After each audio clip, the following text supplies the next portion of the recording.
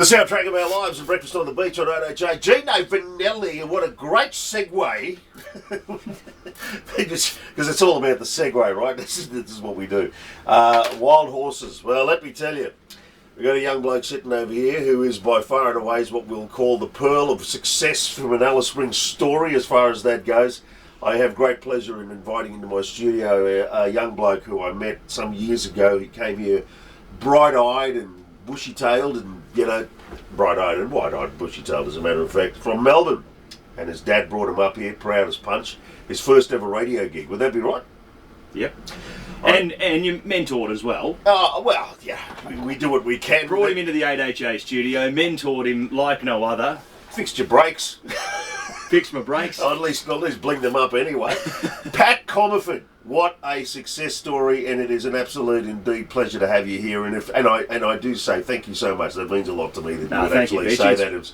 It's always been a measure of mine to bring young talent in and do what we can to help, because that's what you do. You give back, right? For sure. For sure. Always, and you'll do the same. Yep. You'll do the same. And what a story yours has been.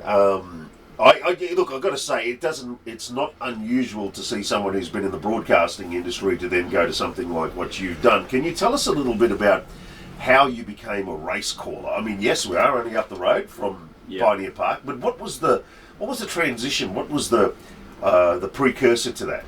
Well, look, I'd like to say that the foundations of calling a race was developed here in Alice Springs, but I don't think it was, unfortunately. What do you mean? In the fact that when I took over the role, Shane Green was unfortunately having to leave. Des Friedrichs was the CEO at the time. They were in desperate need of someone. It was going to cost them a fortune to bring someone in who had already done it, who was more professional, and being able to fly them in and fly them out.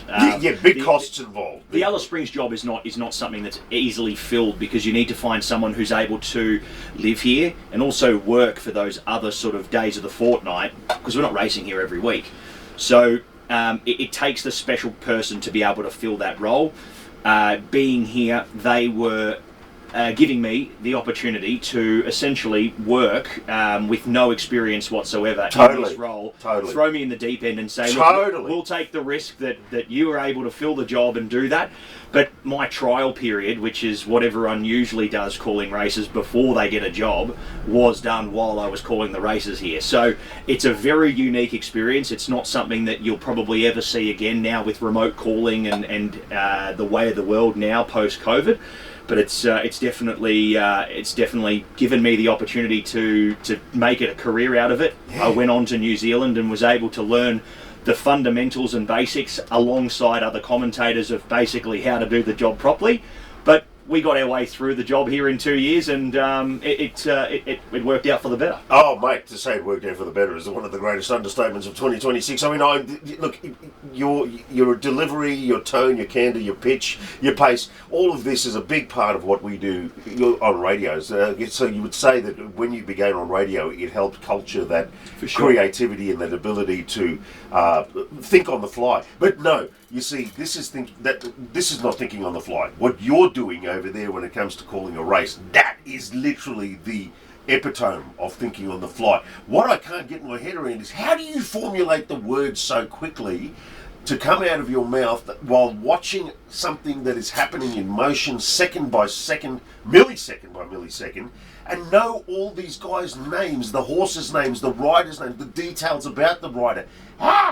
It hurts my head just thinking about it. Yeah. How do you do that? Is that just a gift in this gift? I think you've got to have the fundamentals there, which I don't know if I realised I had early doors, but it's a learned skill. I mean, I think like learning a language or like playing an instrument, by doing it so often, you learn to basically do that. But I think at the end of the day, the main fundamental is that you need to have passion for it. You need to enjoy what you're talking about. If you were going in and looking and commentating horse racing and you had no interest in horses whatsoever, it would be the worst job in the world. Did you? I loved it. But did you have an interest in horses before you went into this? I did have the interest. Okay. I definitely had the interest. The thing that I found here, and I think why I enjoyed, and from the moment I started here in Alice, by working here and by doing this job here at the racetrack, Yeah. I was so involved there at the races in regards to knowing who owned the horses, knowing who trained the horses, knowing who rode the horses, that you have, I guess, you have a bit of skin in the game, a bit of emotion in the game, because you want to see these people succeed. You know the stories behind all the hard work that's gone to get that horse to the races and that horse to win that race. So if you are involved in it and you have a passion for it and an emotion for what's going on, it makes the job a whole lot easier to tell the story. And that, at the end of the day, that's what it is. It's you're telling the story. And you are, but it's happening also very quickly. And that's the thing that I suppose makes it such a very highly specialised form of, or a profession, if you like. For sure. And, you know, the other side of it is also, unlike radio here, where you are sitting in the confines of a closeted studio, you're secular, you're insular, if you like. You're there, you're live, you're happening, and, you know, there must be a tremendous amount of, I guess, trepidation. Well, I would say trepidation because it's all live. And if you stuff it up, there's going to be those people. The whole world knows, and they're looking at you. You're a do-head, you donk. What did you say that for? You messed it, because everyone's got money on these horses, and when money's involved, great stress is also involved. It's a thankless job because you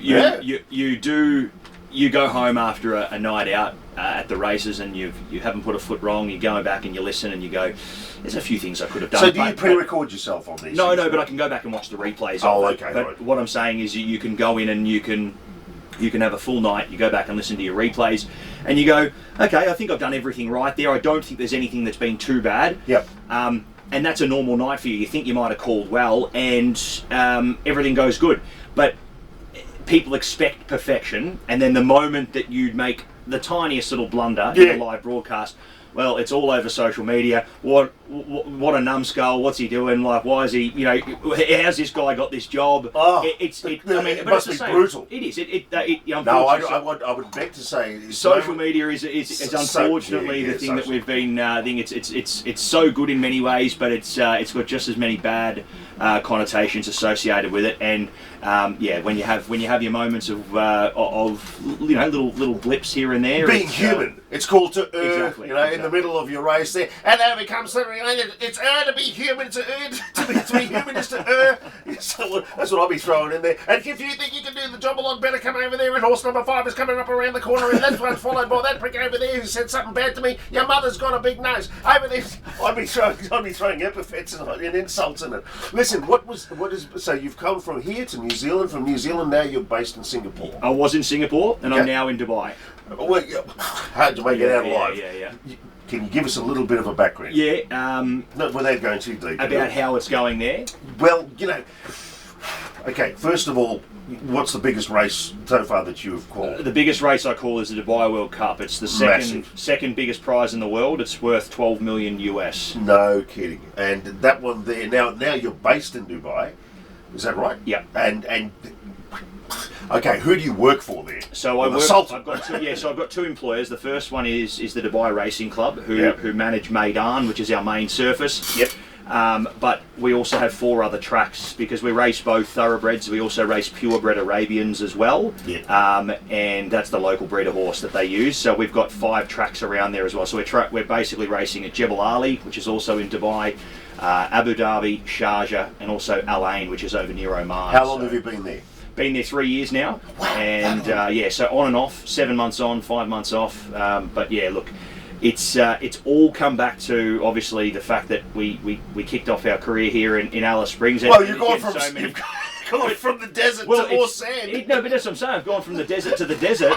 It's like a full circle moment. It is actually. It is. It's almost poetic. Next, you'll be, if you really stuff up, you'll be calling camels. Yeah. Exactly. Well, we did that here as well. Remember the Uluru Camel Cup? Alice Springs Camel Cup. You've cut your camel teeth on everything. Now, how do you feel about everything that's going on over there at the moment? And are you safe? Most importantly? For sure. Do you feel okay? Yeah, they've been preparing for this for a very long time to be in the proximity of what's going on, and you feel very, very safe to know that everything that's going on is you've obviously got that protection. So look, I'm very much looking forward to heading back there for my 4th season in late September. But we've got racing locally that we've got to focus on here, Beachy, because we've got what's Alice happening at Springs the weekend? Cup, Yeah, Alice let's Springs talk about Cup that. weekend. Yes. We've got obviously the Pioneer Sprint on Saturday on Family Day, and then it's a very busy week of events in Central Australia. Coming back here to this original date, Bangtail Muster's on as well. So obviously there's a lot of things going on, but hopefully plenty of people are going to pop out to Pioneer Park on Monday for the Alice Springs Cup at some stage. They've done an amazing job getting everything set here for this, and it looks like it's going to be the weather's going to be fantastic, and it's going to be a great weekend of events. Now listen, they brought you out specifically from Dubai for this event, or did you just happen to be in Australia? No, it's the end of season. So back in Australia, it timed well with me being back here. It's going to summer there, right? Yeah. So summertime we're not there, which is good. Yeah. So the 5 months of break begins.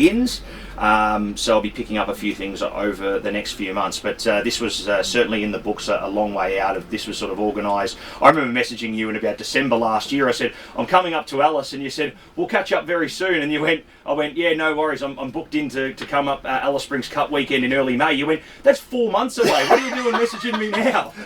Well, and here he is, how about that? And time does indeed fly, let me tell you. And I had to throw in a little bit of a quip in there about the fact that you've got a luncheon on, or have you had that? Or Yes, is it about correct. to happen? So the Red Centre luncheon for the Alice Springs Carnivals tomorrow is on tomorrow. Yes. Yep. Friday, so we've got that on at the casino.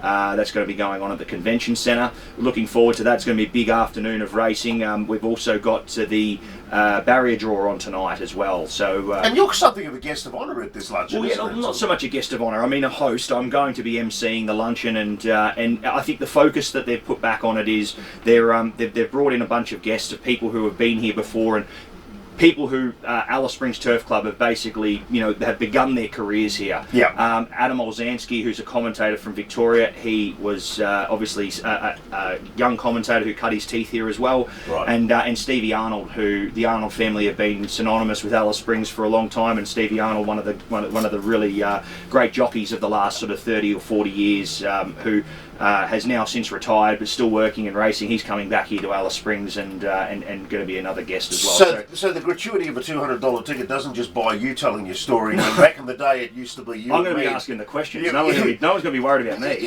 You, myself, and Foxy were over here talking about our story. I'm mostly listening to yours at $7.50 for a meat pint, a can of Coke. I thought that was always. He's done pretty good, this bloke, if for nothing else. Now let's go for a little trip around Australia, and we say thanks for taking the time to come in. Thank you, Beachy. I know you've got to go get your Howard car back to where it is. You can stop in a pie face, say good day to the boys, and say good day to Sri over there. He's a good mate of mine. Get yourself a pie face, fill your car up, and on your way. Now, let's go around the nation today. We're going to get there shortly. There's some unseasonably humid easterly winds bringing showers and storms to the northern tropics. I'm not calling a race, I'm just calling the weather as it stands at the moment, with a cold front skimming southern SA. It's causing odd showers and storms. Nothing of that coming to us in the centre of Australia. We'll get to our weather forecast soon enough. And a cold, clear morning in between with a clear sky high again over most of the east coast. Sydney, 23 degrees. Your hometown? My hometown, Melbourne, top of 22 with a low of 10, and currently sitting about 9.9, so it's below the low at the moment. Yeah, it's below the low. How about that? Brisbane is above the above at 28 degrees today, while Perth's under some rain. Yeah, bit of rain there, out there as well. A low of 12 today, top of 23, so should warm up a little bit later. Adelaide's 24, still looking beautiful over there. And the capital? Canberra, a bit cold in the morning, 1 degree, a low, but that'll be warming up shortly. 22 is the top there for today. And we'll wrap things up with Hobart at 18, and you can take it out of here with Darwin. Yeah, Darwin, low of 24 and top of 33, so it's going to get nice and warm there as well a little bit later on. Currently 24.3 degrees. And outside we've got around about, 14 degrees, is that right? Yeah, about 14. It feels that way at least. Oh yeah, well that's what the phone will tell you. And a top of 29 degrees today. Been great to have you here. Our Cap City boy who came here to be a small town country breakfast announcer is now calling races all around the world. Capat Comerford, it's been an absolute pleasure. Thank you, Beachy. All the best.